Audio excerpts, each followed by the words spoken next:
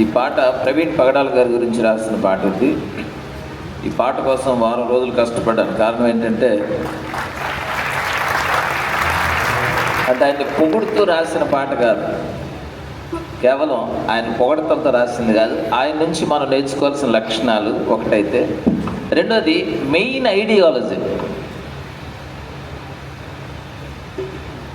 ఆయన main ideology, ఆయన ideology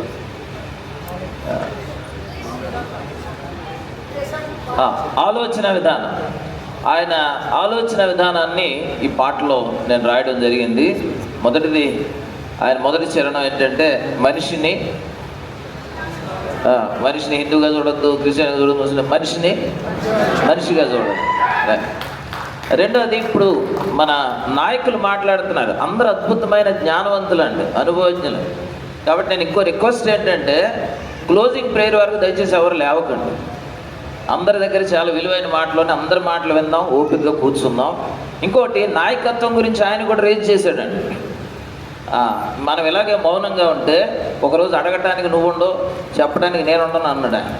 కాబట్టి మనం సైనింగ్ అథారిటీలో ఉండాలి, చట్టసభలో ఉండాలని ఆయన తెలియదు చెప్పాడు ఆయన.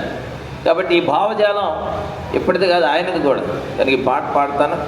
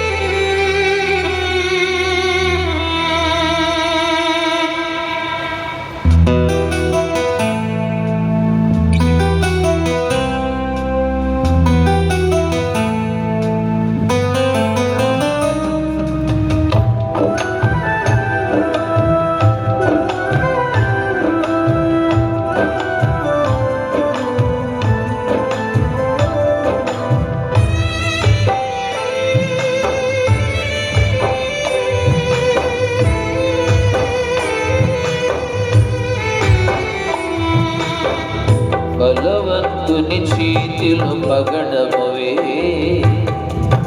మరణము ఎదురొచ్చిన భయపడవే. బలవంతుని చేతిలో పగడమువే, మరణము ఎదురొచ్చిన భయపడవే. సత్యము వెల్లడించగా శత్రువు తల్లడిల్లగా